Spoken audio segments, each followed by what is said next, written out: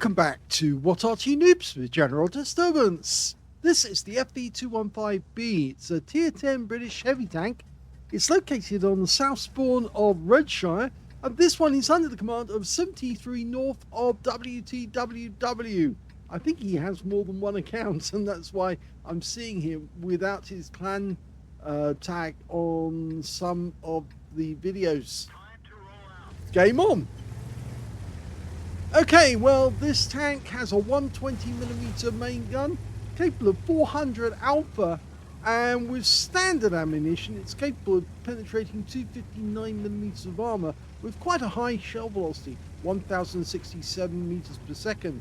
With the APCR rounds, 400 alpha, 326mm, so it jumps from 259 to 326, and even higher shell velocity, 1334. That's more point and shoot. Now, this tank was designed based on the Conqueror. It was supposed to be a rear mounted turret, whereas the Conqueror's middle turret, and the idea was that this would be a side scraping tank.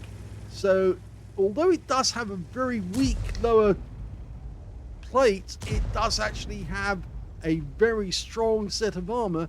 So when it side scrapes, it's very, very good indeed.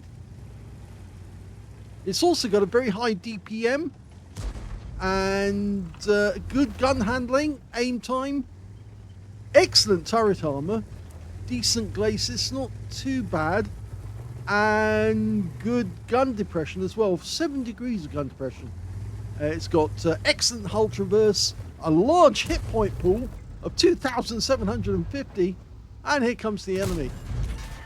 Well, the enemy took a big hit, but so did we, and we lost our driver. But we'll punch another one into him. Yep, straight through those girders, which don't really exist as such.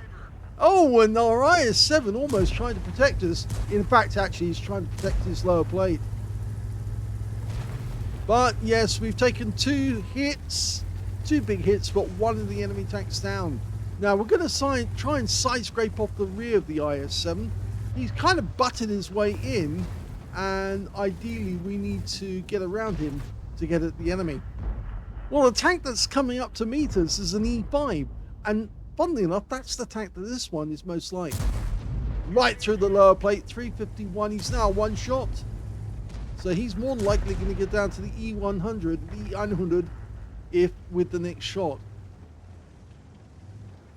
Okay, so we're side scraping almost off him. We don't want to pull back too far because there's a T-57 heavy on the enemy team, and yeah, he could actually puncture a full load of shells. Our Heshbon is hiding at the back. He's hardly actually engaging with anyone. Okay, E900. Didn't shoot. There you go. Straight through the drive wheel of the E900. 365. The IS-7 tried to pull back. Didn't work for him because, of course, he came in and blocked us, and now we're blocking him. But we've got the E900 behind us as well, so it's kind of inconveniencing us. We're the one doing most of the damage in this game. Hello, Mr. E900 again. Yep, managed to get that one in as well. We're up to 2,700 hit points already, and some spotting, and another hit straight through the drive wheel, which just takes the hit straight away. Yeah, it's very efficient. Now we've got a 705 and a Viz-55 on this side. 705 is kind of a Soviet rear-mounted turret, so it's kind of our opposite number in this game. The FV215b never actually got produced, and somebody was thinking about pushing us out into the enemy fire there. And no, we said no, we're turning around, and we're at this moment just rocking backwards and forwards until we get a good enough spot to actually fire at that 705. If our teammates want to go around us, that's fine, but we will side scrape off this corner. The IS-7 managed to block that shot, and now we can move forward into this slot here and say goodnight. Well, that one went through. Now he's a one shot. So our next round will kill him. And we got him. So that's our first kill of the game, even though we did a huge amount of damage. Who's next? FV215 or the E900? Well, the E900's still got a lot of hit points, and we're seeing the top of him.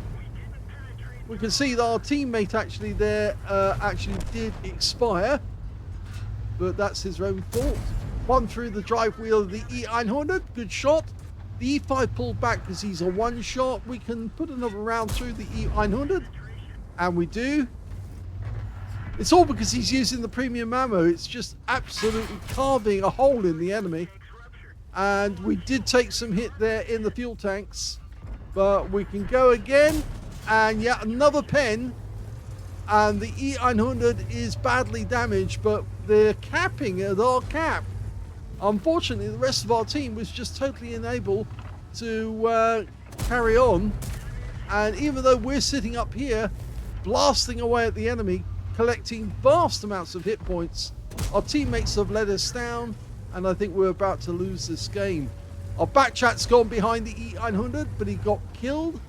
Now that E900 should be a dead duck for our next shot, and he does get a big hit in us. Oh, unfortunately we didn't see the Centurion Action 10 who was hiding behind us, and consequently we got wiped out.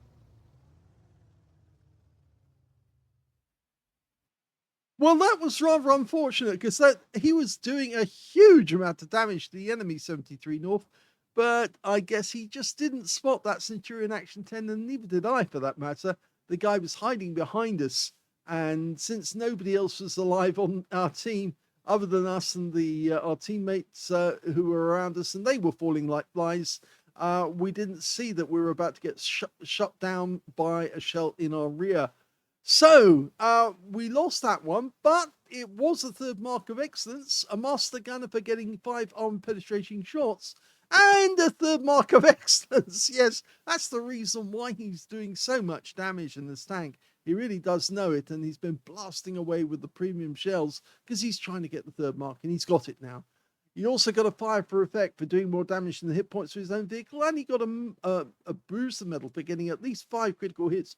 In fact, he got 5 exactly.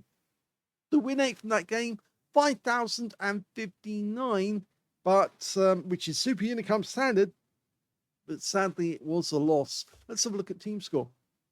Well, the highest damage in the game actually ended up with Centurion Action 10, who was the one who killed us. He got a high caliber and tank sniper for 6,974. So it seems that he was doing most of the damage, killing our team. And in second place, it's 73 North with 6,392, not that far behind. And also in third place, the FV215 on the enemy team, who managed 4,354.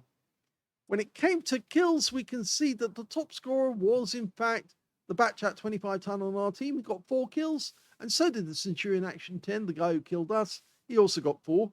3 kills went to the E900 and the TVP T5051 on the enemy team, and the E900 picked up a Spartan medal. Yes, because we did get 1 non-penetrating shots when he had less than 10% left. And also the TVP, yeah, he didn't get any medals. Unfortunately, 73 North only got the 1 kill out of that game. That was the Object 705. He got 661 on the base XP though, but that's nowhere near the top, because the top 3 players were the Centurion Action 10, who got 1,286, then the TVP T5051, 1,180, and in third place, the E900 with 1,176.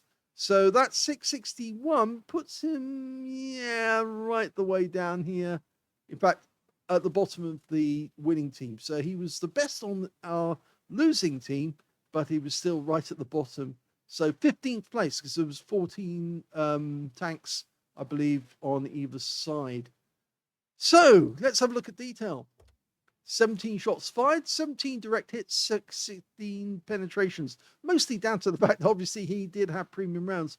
1 shell didn't go right, so I'm not sure which one that was. But 6,382 hit points of damage, all of it done at close range. He did have 6 hits and all 6 penetrated, I'm afraid. 5 enemy vehicles were damaged, 1 was killed, and he got 1,630 hit points of spotting assist in that game. On a premium count, he actually made a loss, 19,771. That's mostly down to the ammo. He also managed to get 1,041 experience points, as well. So at least he picked up some experience points out of that game, even if he made a loss of 20,000 credits or so. But the best thing is he did get his 3rd mark of excellence. That's on the barrel now. He doesn't have to play this thing with premium rounds anymore. He can make do with standard rounds and make a huge profit every time he takes that out. It is a premium vehicle. Therefore, obviously, it does earn extra credits and it does get extra XP. But it's one of the Bond tanks. So it costs you 12,000 bonds just to get one of these. But it's actually a fairly good tank when it comes to side scraping. The only problem is that lower plate. It's actually fairly easy to pen. And I think a lot of people do get pens on it. So even though it's supposed to have a fairly good lower plate, it's not that great. Yes, they say decent glacis, not so decent. It's much better if you do like a lot of side scraping. This tank does work, but if you expose your lower glacis at all, you are going to end up getting perforated. So nice to see 73north getting his 3rd mark on this one, but sad that it was under these circumstances. Hope you enjoyed that replay. If you did, please give it a like and thank you for watching.